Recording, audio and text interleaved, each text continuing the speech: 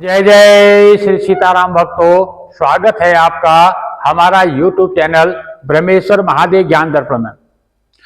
भक्तजनों, आज हम आपको जो है शनि प्रदोष व्रत की जो कथा है वो कथा सुनाने जा रहे हैं। भक्तजनों, यदि आप हमारे चैनल पर नए हैं, अभी तक आपने हमारे इस चैनल ब्रह्मेश्वर महादेव ज्ञान दर्पण को सब्सक्राइब नहीं किया तो सब्सक्राइब कर लीजिएगा। वीडियो को ज्यादा से ज्यादा लोगों तक जो है शेयर कीजिएगा और वीडियो अच्छी लगे तो इसको लाइक जरूर कीजिएगा। आप लाइक करते हैं तभी जो है हमें पता चलता है कि आप जो है हम जो वीडियो बना रहे हैं इस पे आपको लाभ मिल रहा है। भक्तजनों, वीडियो को, ये कथा को सुनने से पहले कमेंट बॉक्स में हर हर महादेव या श्री शिवाय नमस्तुभ्यम जरूर लिखिएगा, क्योंकि कोई भी कार्य हम करते हैं तो पहले जो है भगवान का नाम लेने से हमारी मन, वाणी, बुद्धि सब कुछ हमारा पवित्र होता है। इसलिए कमेंट बॉक्स में हर हर महादेव जरूर लिखिएगा। भक्तजनों, प्रदोष जो व्रत है, शनि प्रदोष व्रत, ये जो है खोया हुआ राज्य प्राप्त करने के लिए और जो किसी का खोई हुई मान प्रतिष्ठा है, सुख समृद्धि के लिए इस व्रत को किया जाता है। प्रदोष का व्रत जो होता है ये त्रयोदशी तिथि को किया जाता है। भगवान भूल भावन भोलेनाथ जी को जो है त्रयोदशी तिथि सबसे प्रिय है। जैसे भगवान विष्णु को एकादशी तिथि प्रिय है, उसी प्रकार गणेश जी को जो है चतुर्थी तिथि प्रिय है। उसी प्रकार से जो है भूत भावन भोलेनाथ जी को जो है ये त्रयोदशी तिथि बहुत प्रिय है। इसी त्रयोदशी तिथि के दिन जो है शाम को सूर्यास्त जब होने जा रहे हो उससे 3 घड़ी पहले से जो है प्रदोष काल हमारा शुरू हो जाता है और उसी समय से जो है भगवान का जो है इस समय पूजन किया जाता है। प्रदोष काल में इनका पूजन किया जाता है, उसी काल को जो है प्रदोष काल कहा जाता है। भक्तजनों, इनका पूजन के समय जो है जो साधक है उनको चाहिए स्नान से निवृत्त होकर के श्वेत वस्त्र धारण करे और संध्या वंदन करके शिव जी का पूजन प्रारंभ करना चाहिए। यदि आप अपने घर में इसका पूजन कर रहे हैं तो घर में एक सुंदर मंडप बना करके उसमें शिव परिवार का चित्र या उनका फोटो या मूर्ति स्थापित, विग्रह जो है स्थापित करना चाहिए। यदि आप मंदिर में पूजा कर रहे हैं फिर तो वहां पर सब कुछ होता ही है, आप वहां पर जो है पूजन करना चाहिए। हमेशा पूजन जो है पूर्व को मुख करके ही पूजा किया जाता है, पूर्व को मुख करके ही बैठे और भगवान महेश्वर का पार्वती से जो है उनका ध्यान करके उनका जो है पूजन करना चाहिए। भक्तजनों, ये जो शनि का जो प्रदोष का जो व्रत होता है इसमें जो है खोया हुआ राज्य प्राप्त करने के लिए, पद प्रतिष्ठा प्राप्त करने के लिए इस शनि का प्रदोष व्रत को किया जाता है।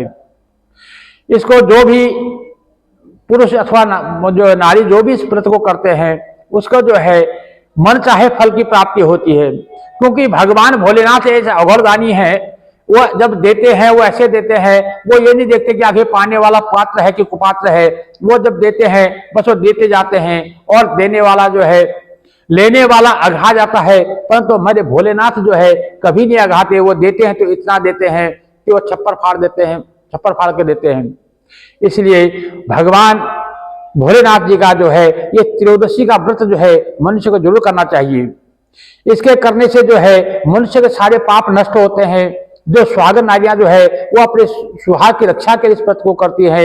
यदि कोई कारागार में बंदी में कोई पड़ा हुआ है तो कारागार से छूट जाता है। यदि किसी को संतान उत्पत्ति में कोई बाधा आ रही है तो उसको संतान की प्राप्ति होती है। किसी को जो है पद प्रतिष्ठा में कमी आ रही हो उसको पद प्रतिष्ठा की प्राप्ति होती है। और किसी को कोई जैसे नौकरी इत्यादि नहीं लग रही है, कोई काम नहीं चल रहा है, कोई व्यापार नहीं चल रहा है तो उसको भी इसमें प्राप्ति होती है।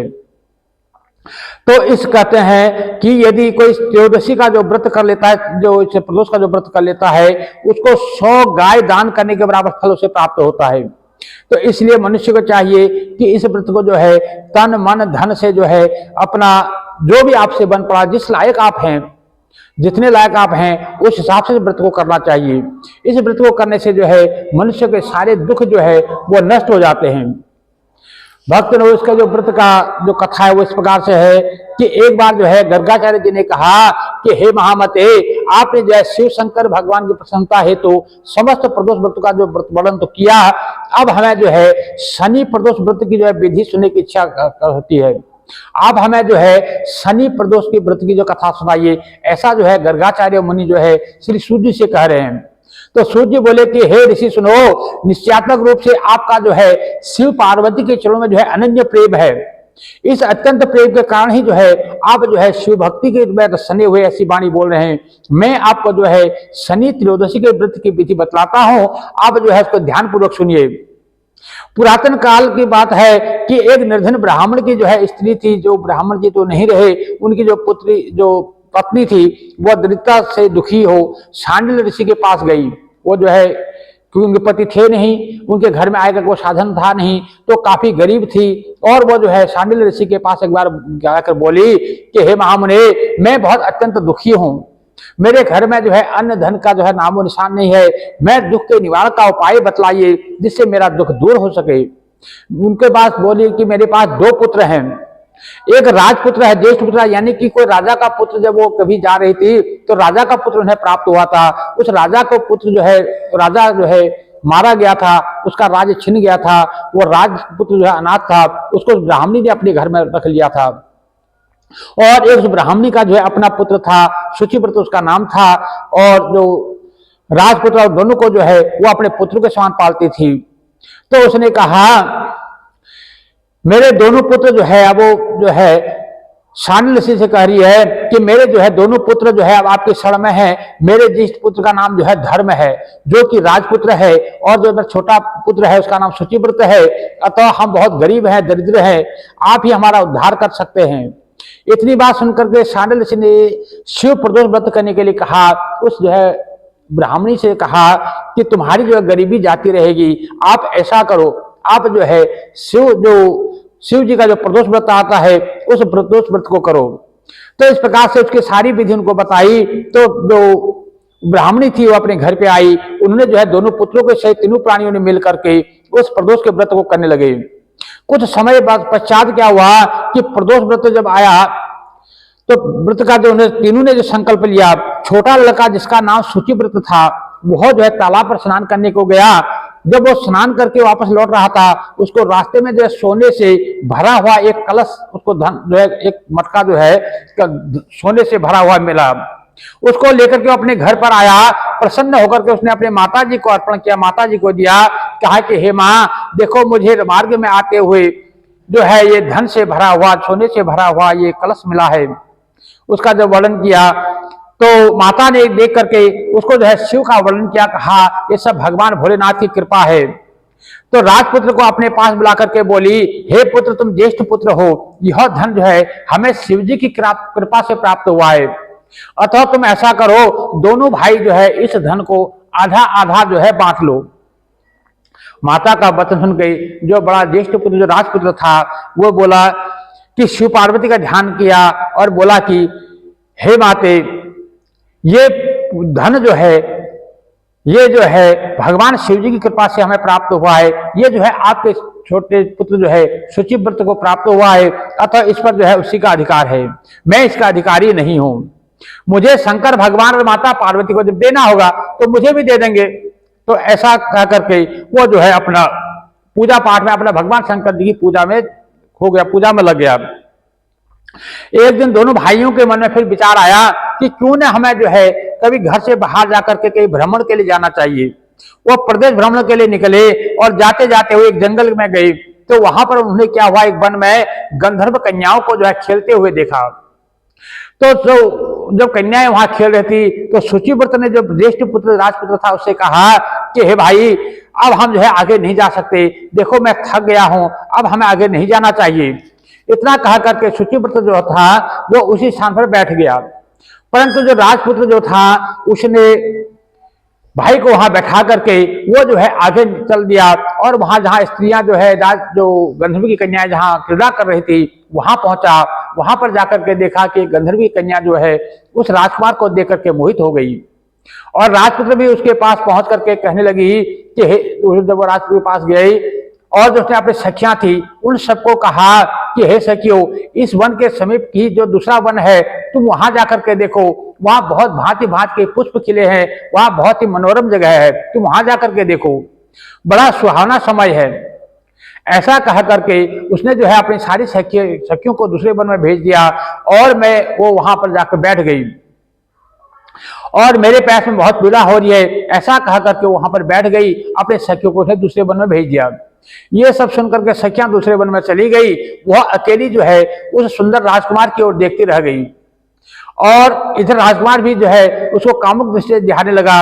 युवती बोली, जो गंधर्व कन्या थी, वो कहने लगी कि हे राजकुमार, आप कहाँ रहते हैं, वन में कैसे पधारे हैं, आप किस राजा के पुत्र हैं, क्या आपका नाम है? तो राजकुमार बोला कि मैं विदर्भ नरेश का पुत्र हूं, आप अपना परिचय दें। तब युवती बोली, विद्रविक नामक जो गंधर्व की मैं पुत्री हूं, मेरा नाम जो है अंशुमति है। मैंने आपकी मन स्थिति को जान लिया है कि आप मुझ पर जो है मोहित हो गए हैं। विधाता ने हमारा तुम्हारा जो है संयोग मिलाया है। युवती ने जो है अपने मोतियों का जो हार था उसके गले में, वो हार उतार करके उस जो राजकुमार था उस राजकुमार के गले में डाल दिया। तो राजकुमार जो है हार को स्वीकार करके बोला कि हे भद्रे, मैंने आपका जो है ये प्रेम का जो उपहार है इसे तो स्वीकार कर लिया, परंतु मैं तुम्हें बता देना चाहता हूं, मैं बहुत ही निर्धन हूं। मैं राजपुत्र जरूर हूं, परंतु अब मेरे पास कोई राजपाट नहीं है। तो राजकुमार के इन वचनों को सुनकर के गंधर्व कन्या बोली कि मैं जैसा कह चुकी हूं, मैं मन से जो है आपको अपना पति मान चुकी हूं, मैं वैसा ही करूंगी, मैं आपको ही अपना पति मानूंगी। अब वह अपने घर जाए, इतना कहकर के गंधर्व कन्या सखियों से जा मिली, अपने घर को जा करी। इधर राजकुमार भी जो है अपने शुचिव्रत को साथ लेकर के अपने घर पे आया और रास्ते में आते हुए शुचिव्रत अपना छोटा भाई था उसको सारा वृतांत कह सुनाया। अब एक दिन, 2 दिन बीते, तीसरा दिन आया, तब राजपुत्र जो है फिर अपने छोटे भाई शुचिव्रत को लेकर के उसी वन में जा पहुंचा। वहीं गंधर्वराज जो है अपनी कन्या को लेकर के वहां आ पहुंचा। उन दोनों ने राजकुमारों को देख आसन देकर कहा कि मैं कैलाश पर गया था। तो जो गंधर्व जो था, वो जो अंशुमति जो नाम की जो गंधर्व कन्या थी, उसने जो है उसका जो पिता है वो कहते हैं उस राजकुमार को कि देखो, मैं कैलाश पर गया था, वहां शंकर जी ने मुझसे कहा कि धर्मगुप्त नाम का जो राजपुत्र है, जो इस समय जो है राज्य से विहीन हो गया है, वो विदर्भ के राजा का पुत्र है, लेकिन इस टाइम वो राज्यहीन है, वो परंतु मेरा परम भक्त है। हे गंधर्वराज, तुम जो है उसकी सहायता करो।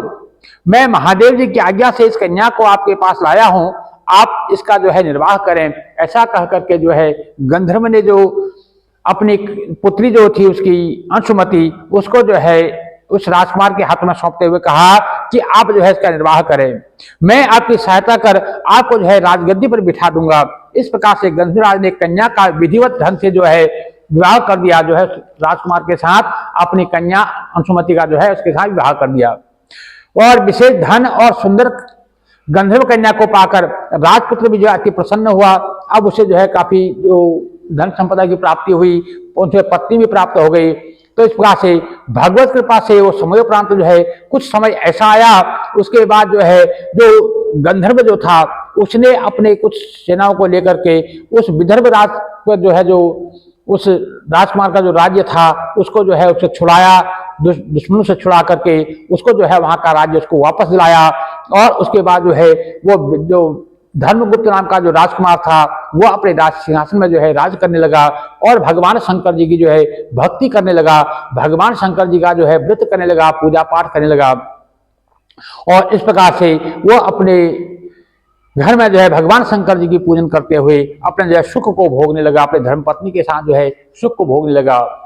तो इस प्रकार से श्री सूर्य जी महाराज कहते हैं कि भक्तनो, जो भगवान शंकर जी को इस प्रकार से जो शनि प्रदोष का व्रत को जो करता है तो उसका जो खोया हुआ राज्य भी उसको प्राप्त हो जाता है। भगवान जो अघड़दानी है वो जब देते हैं तो इतना देते हैं कि लेने वाला थक जाता है, परंतु भगवान देने में नहीं थकते, वो ऐसा अघड़दानी है। इसलिए मेरा सभी भक्त से निवेदन है कि आप जो है भगवान शंकर जी का जो है प्रदोष का व्रत किया कीजिए। कम से कम कुछ नहीं तो 1 लोटा जल तो जो है सभी को जो है भगवान शंकर जी को चढ़ाना चाहिए। भक्तजनों, यदि आप हमारे इस चैनल पर नए हैं तो आप इस चैनल को सब्सक्राइब जरूर कर लीजिएगा। वीडियो आपको अच्छी लगे तो इसको लाइक कीजिए, ज्यादा से ज्यादा लोगों तक शेयर कीजिएगा। भक्तजनों, भूत भावन भोलेनाथ जो है आपको जो है अपने चरणों की भक्ति प्रदान करे, आपके घर में सुख समृद्धि आवे, आरोग्य काया बनी रहे। जय जय श्री सीताराम भक्तों।